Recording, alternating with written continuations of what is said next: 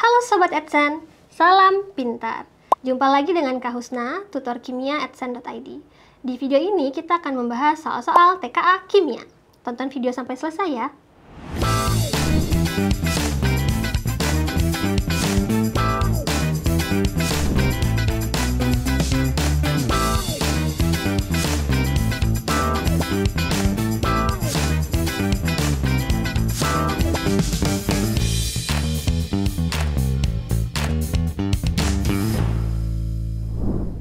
Kita bahas soal yang pertama. Dalam laboratorium, larutan 50 ml asam lemah monoprotik Ha dengan konsentrasi 0,1 molar dititrasi dengan larutan standar basa kuat NaOH 0,1 molar.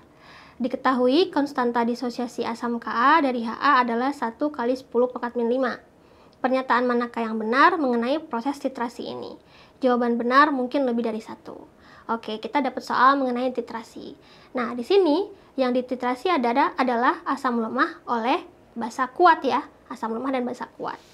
Oke, pernyataan pertama, pada titik ekivalen pH larutan akan lebih besar dari 7.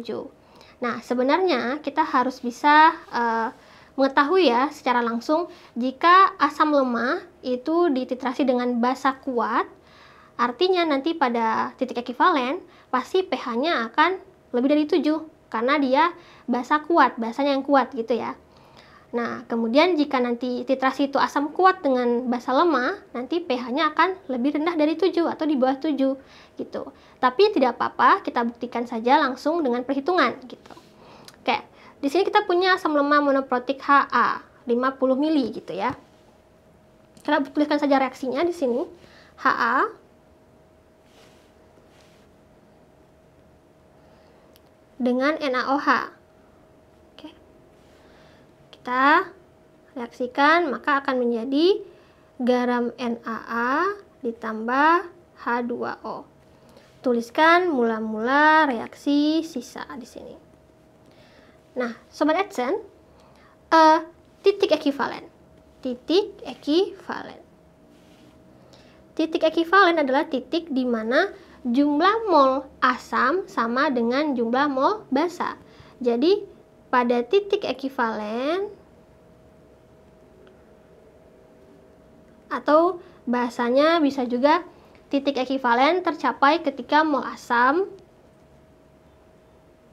sama dengan mol basa. Gitu. Di sini yang asam kan sim Ha ya.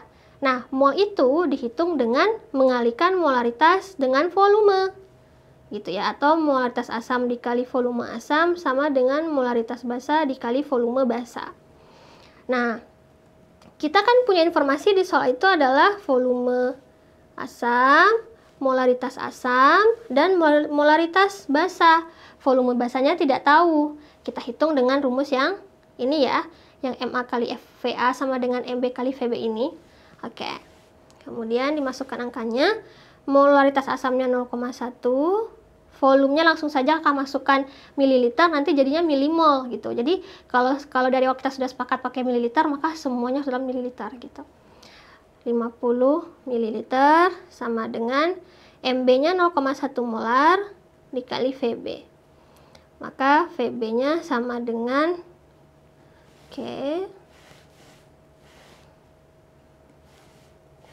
ini 0,1 kali 50, 5 milimol sama dengan 0,1 volume basa.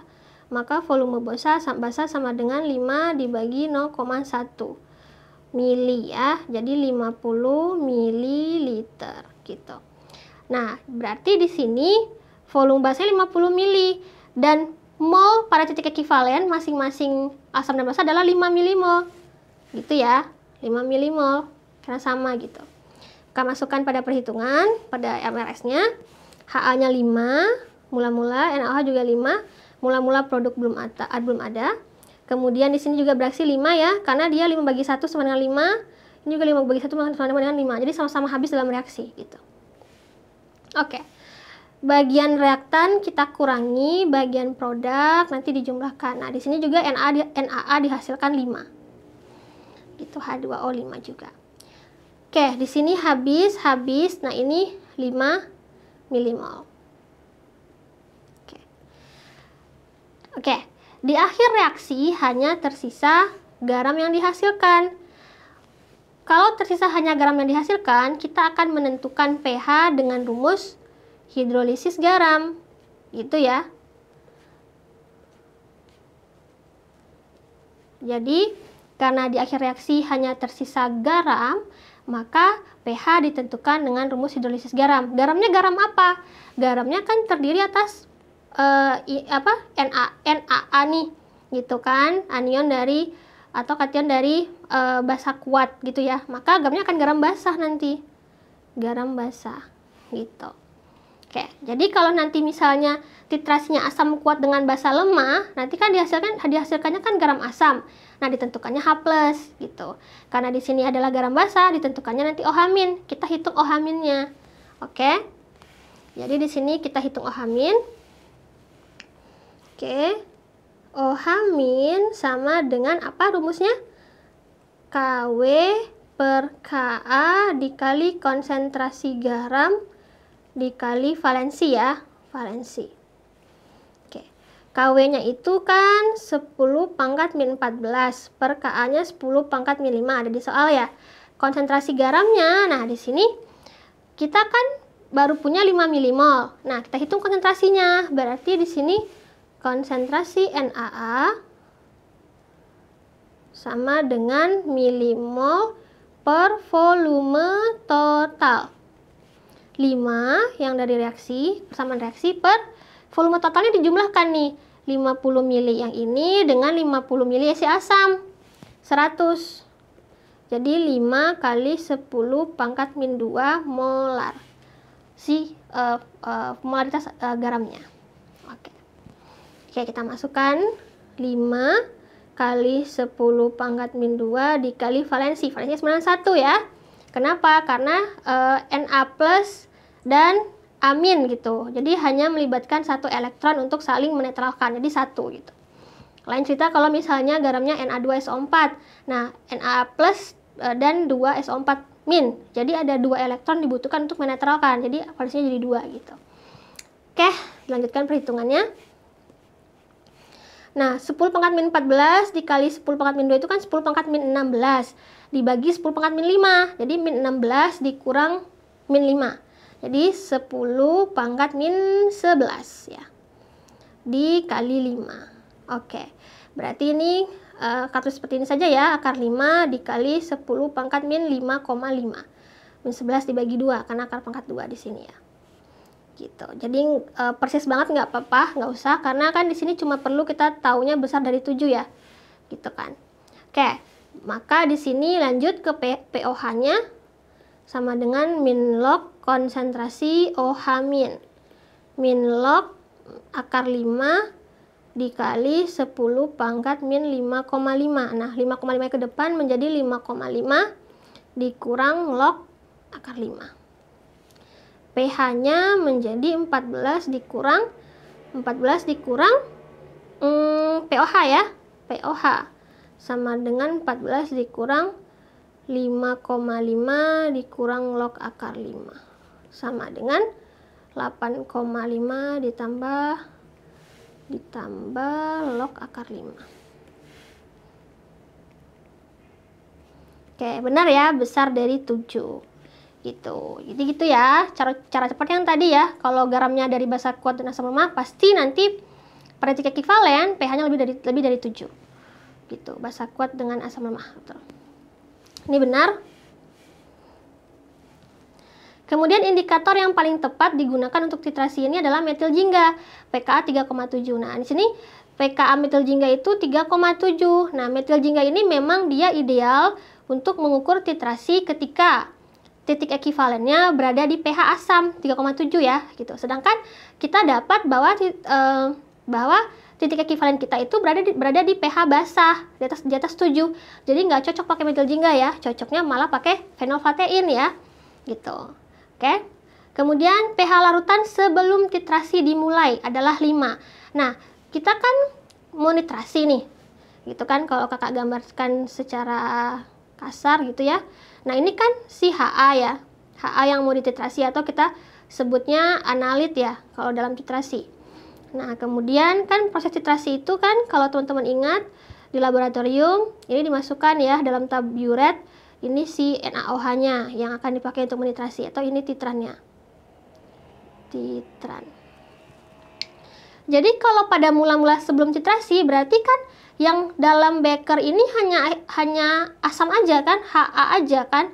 Berarti kalau kita mau hitung pH-nya, kita hitung dengan rumus si asam lemah saja gitu. Karena belum ada NaOH dimasukkan ke dalam bekernya.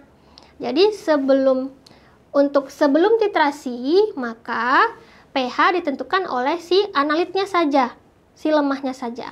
Gitu, asam lemah. Berarti di sini langsung saja untuk menghitung pH asam lemah, ya kan? Karena asam maka H+. Ya, H+ sama dengan akar Ka dikali Ma rumusnya ya. Nah, Ka itu tetapan asam lemahnya tadi 10⁻⁵. 10⁻⁵ dikali molaritasnya 0,1. Oke, 10⁻⁻1 akar dari 10⁻⁻6. H+-nya maka sama dengan 10⁻⁻3. pH-nya sama dengan min log konsentrasi H+. Min log 10⁻⁻3, kedepankan pangkatnya jadi 3. Jadi pH-nya harusnya 3, bukan 5. Jadi ini tidak tepat. Kemudian pH larutan pada setengah titik ekivalen adalah 5. Nah, jika pada titik ekivalen jumlah mol asam sama dengan mol basa, berarti kan pada setengah titik ekivalen, maka di sini mol basa kuatnya sama dengan setengah dari mol asam lemahnya. Gitu ya, karena kan setengah titik ekivalen. Jadi untuk pernyataan berikutnya itu di sini berarti mol basahnya itu ketika sama dengan setengah dikali 5 milimol ya, karena kan mol asamnya kan 5 nih, 50 dikali 0,1, 5. Berarti kalau setengah titik ekivalen berarti setengah kali 5 sama dengan 2,5 milimol. Gitu. Bagaimana nanti dalam reaksi? Nanti dalam reaksi dia menjadi, oke,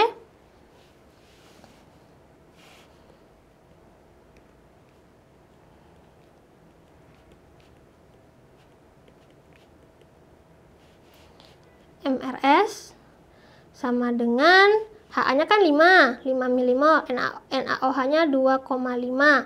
Nah, berarti di sini kan pembatasnya itu si NaOH kan, 5/1 5, 2,5 bagi 1, 2,5. NaOH lebih kecil nih hasil baginya, berarti dia pembatas. Pembatas habis dalam reaksi, jadi reaksikan semuanya 2,5-nya. Kayak ini mula-mula produk belum ada ya. Kemudian Ha yang bereaksi jadi berapa? 2,5 juga ya, karena kan perbandingan koefisien ya. Gitu. Nah, ini berarti di sini habis, di sini tersisa 2,5. Kemudian garamnya dihasilkan 2,5 juga. Perbandingan koefisien 1/1 dikali 2,5 gitu ya. 2,5. Nah, jadi di akhir reaksi itu tersisa atau ada di sini garam dan asam lemah. Gitu. Artinya di sini akan bentuk larutan buffer. Karena ada asam lemah, ya kan? Ini asam lemah dan nanti basa konjugasinya amin di sini.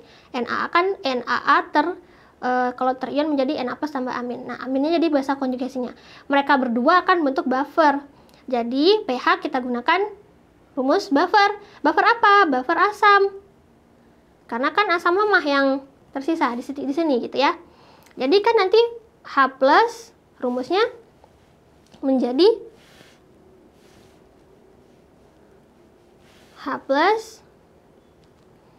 sama dengan Ka dikali mol asam lemah per mol garam.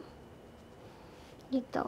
Nah, Ka-nya kan 10⁻⁵ dikalikan ini 2,5 per 2,5. Habis kan? Berarti H+-nya menjadi 10⁻⁵. Dan pH-nya menjadi min log H+, min log 10⁻⁵, 5. Gitu. Jadi pada kondisi setengah titik ekivalen, pH sama dengan pKa. Gitu ya. Jadi Nanti kalau tidak ada waktu untuk menghitung, jadinya langsung gitu aja. Pada setengah titik ekivalen, pH sama dengan pKa. Ini benar. Lalu volume total NaOH yang dibutuhkan untuk mencapai titik ekivalen adalah 50 mili. Nah, ini kita sudah hitung di awal ya, 50 mili. Jadi butuh 50 mili NaOH untuk mencapai titik ekivalen. Sehingga di sini jawaban benarnya ada 3 ya. Yang pertama, yang keempat, dan yang kelima. Demikian Sobat Edson pembahasan soal-soal TKA Kimia. Sampai jumpa lagi di video berikutnya. Salam pintar!